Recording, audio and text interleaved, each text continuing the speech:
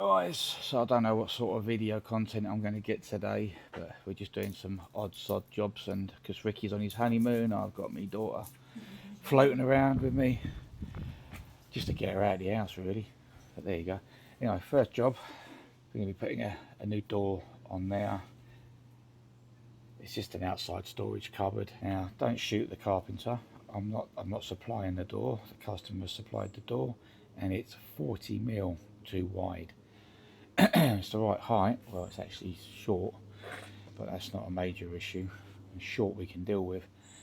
It's not much, it's minimal, but yeah, we've got to take 20mm off each side, and the door we're using is more of a gate door. It's one of these style doors. It's got the braces on the back. It's a tongue and groove. It's nothing special, so we're going to whip, because these are solid either side, so we can take 20mm off. Far from ideal, because you're going to lose some structure with it, and we've got to get a lock in it. But we're just going to rip 20mm off it, test fit it. It's got 3 hinges, so we'll bung the 3 hinges back on. We'll router them in onto the frame. Hang the door, put a pull handle on it, put a lock on it, job done. So first job, let's get it cut down.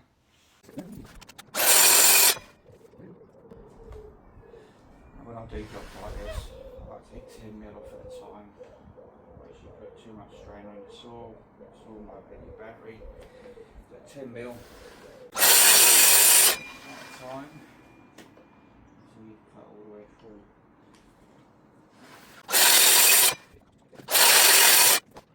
There she goes.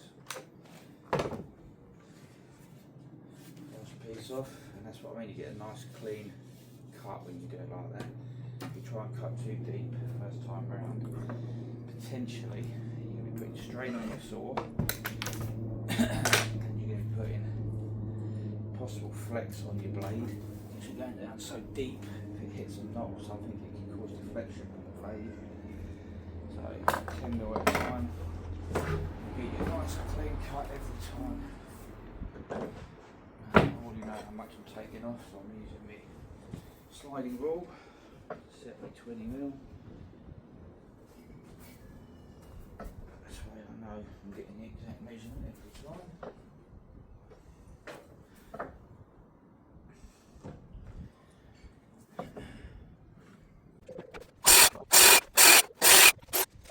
The old dust out.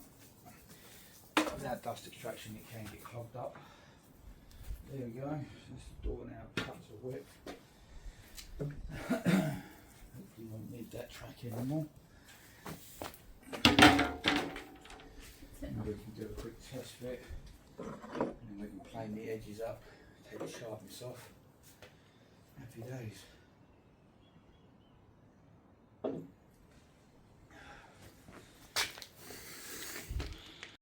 Fit it, and then we'll bring it back. Should we get it round the right way? Okay.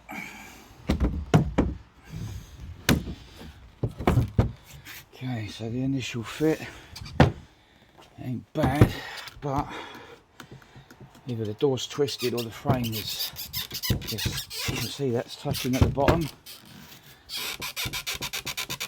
Not quite sure how we're going to get around that yet.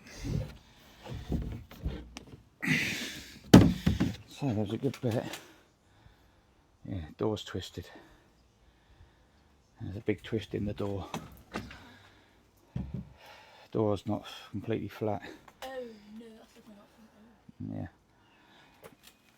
Yeah. Is what it is. I have to make sure I point that out to the client that the door's got a twist in it. I don't know if you can actually see that, but if you come down here, do that, you might. Sorry guys, trying to be clever, but you can see a very slight uphill at the back there. Only slight, but it's enough to throw the door out. But that's the joys of these knotty pine doors, unfortunately. It's the knots, when they dry out, they twist the timber. So, there's not really a lot I can do about it. So the next job I'm going to do is just plane, I'll run my hand plane down the edges, just to get rid of the sharpness. To take the sharpness off the edges, Going to use my little hand plane. I'm literally going to zip that down the edge just to take a small piece off like that. And it just takes that sharpness off so you don't slice your hand open.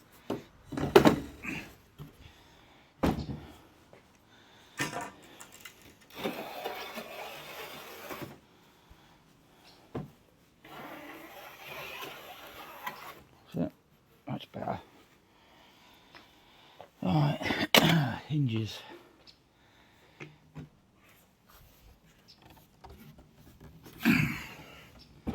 To mark them up now.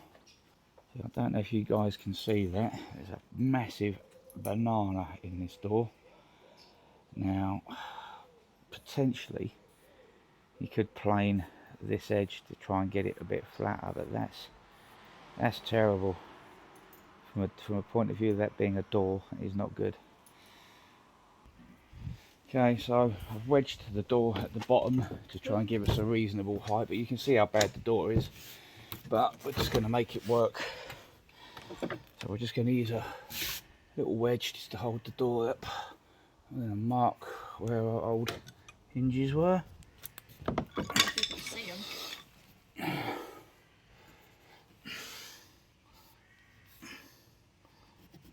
Like so.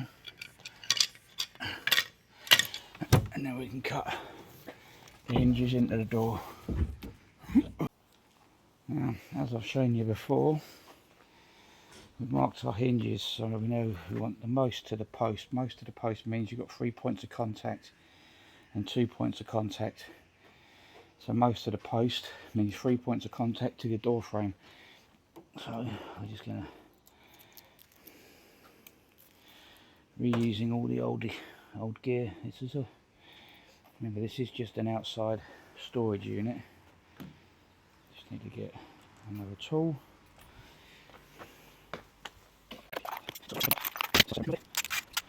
Helps if you put it in the right way round. Okay, so to my pencil line, which is the bottom, the top, sorry. Line her up.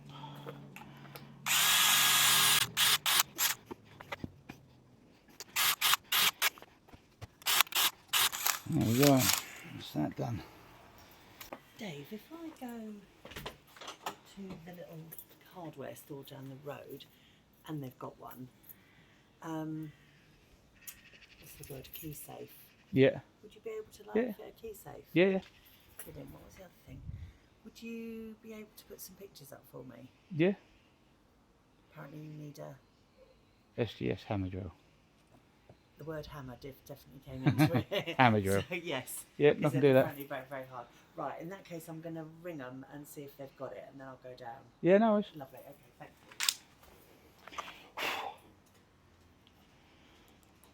You having fun? Always.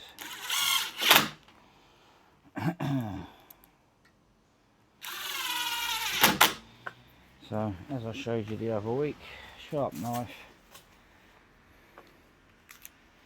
Cut around the edge of your hinges. But today we're going to be doing it the old-fashioned way and using chisels, because this is softwood and it's not worth getting the router out just for 3 hinges.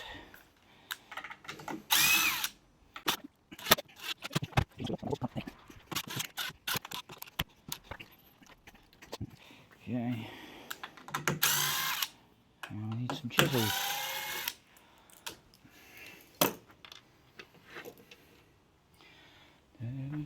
Which one? That one's the one I want. And a hammer. Okay, so when you're doing your chiseling, best way to do this is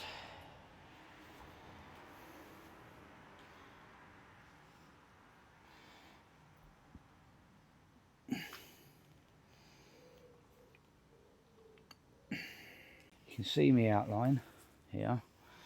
So what you're going to do is you're just going to work little notches like this down the length. A bit hard when you've got a knot to deal with.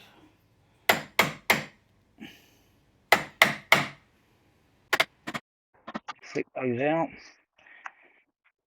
Glasses on because we've got a knot to deal with, which makes it tricky.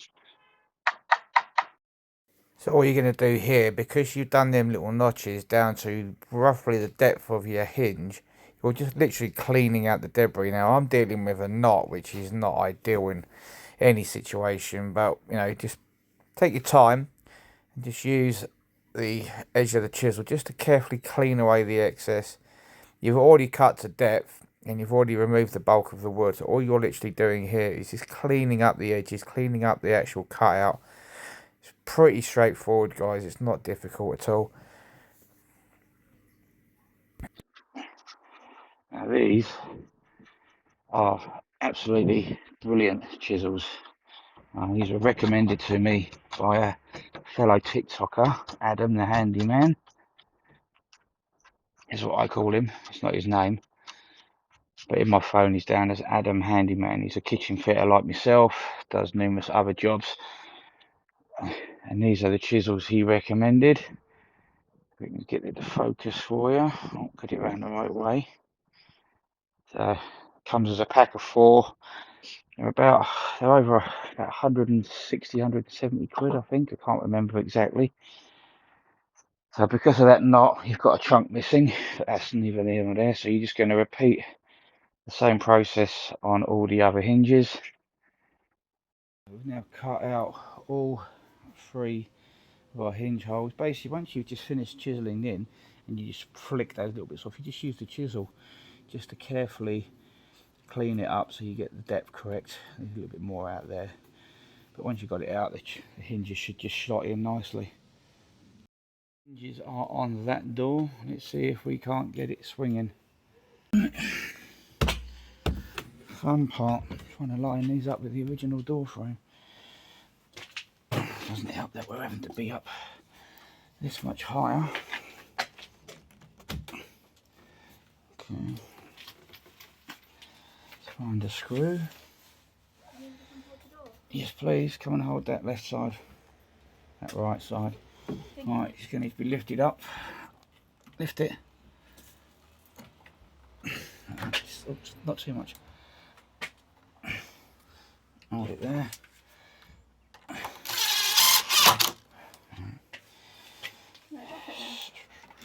Swing her out. Do one.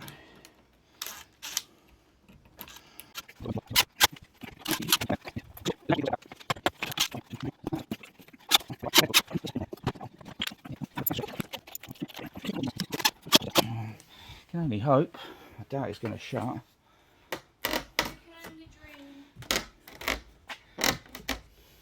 What's it hitting? That's the question. Alright, door stop. So we've got to take all the door stop off. So it's an easy fix. Door stop's got to be moved over. This is an easy fix.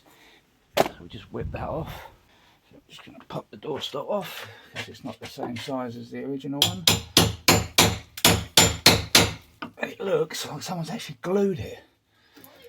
Here they have, expanding foam. Oh, wonderful. Jesus. Yeah, I don't think we're getting that off. Some clever sods actually glued the door on. No, they did not want it coming off.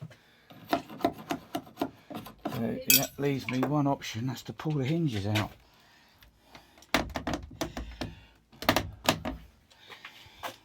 It's the only option I've been given here.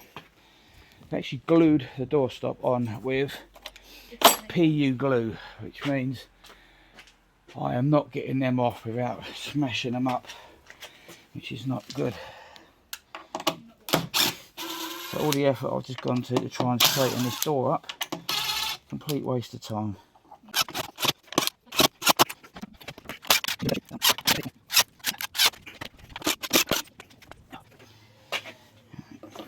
got to try and lever this out now.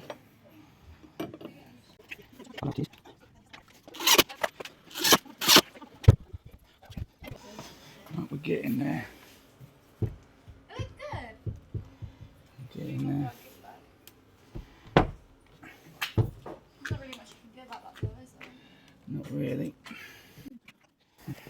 As you know, this door is bowed. It's not in very good condition. I did suggest the customer get another door, but they didn't want to muck about getting another door. So we're going to have to just plane it and trim it and basically make it fit. I have to put some shims behind the hinges to get the hinges to come away from the door liner. We'll get there in the end. Okay, so we put some couple of mil shims behind the hinges. It now shuts as it should, and we've had to run our hand plane down this edge just to get it to shut properly, which is now doing. But all the knots don't help. But we're all good now. Just going to clean the edge up. The problem with knotty pine like this, the knots are thicker, heavy, harder wood, and that's what causes all your issues, because these are harder and denser, these knots, and this is softer and not as compact. You get different expansion and contraction, which is what causes bending and warping and all that sort of stuff. So all I can do with that is, when I put the lock in, make sure that it locks tight, and hopefully over time, with weather and stuff and it being locked, it will eventually straighten itself out. But there's no guarantees in life. But let's get the lock fitted. So I've already marked the lock out, and the lock is just a standard deadbolt. That's going to sit in there like so. So all I'm going to do, I'm going to use the original lock. I'm just going to mark where the lock is, mark the lock body up like so. I'm going to use my centering jig to do a load of pilot holes, and then we can start cutting it out with my spade bits. Okay, so I'm going to start by using a centering jig like so. I'm going to go to the line.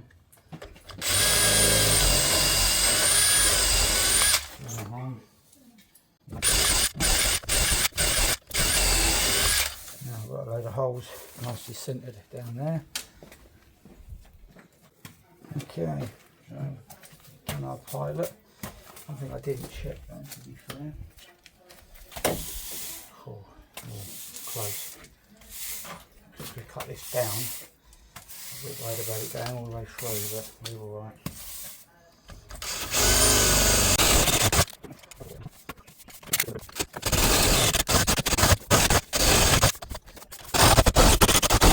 Okay, done the bulk of that, now we can chisel it out.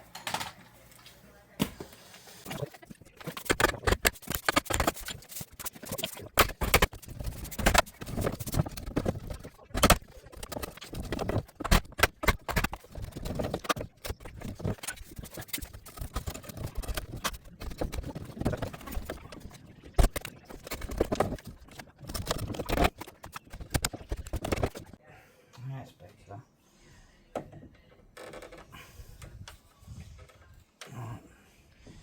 Right, just got to cut her in now.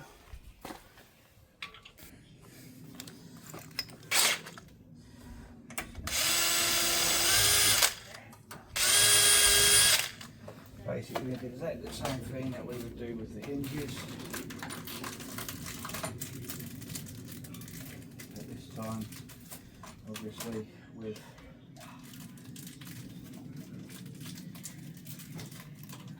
the lock.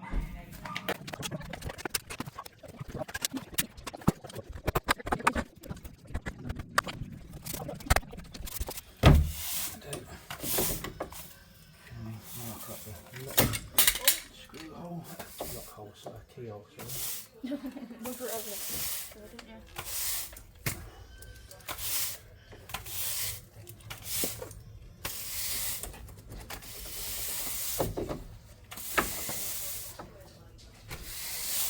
It's where these pencils come in very handy, because they have that extendable lead.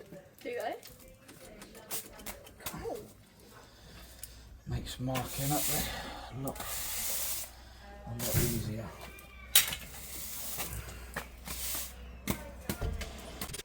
Just got to make the hole bigger now for the key to make sure it all works and lines up. Put the key covers on, put a handle on, and this is that door done. Okay. Job done. Right. You almost left me hanging. That's abuse. So that's that job done. I've got a key safe to fit on a wall and some pictures to hang. Nothing to write home about. Anyway, don't forget guys, like, share, follow. No point videoing the rest, and we'll see you tomorrow doing this little kitchenette, worktop, a few little bits and pieces, nothing major. But that'll be it for this week, I'm afraid. So stay tuned and stay healthy. See you soon. Bye bye.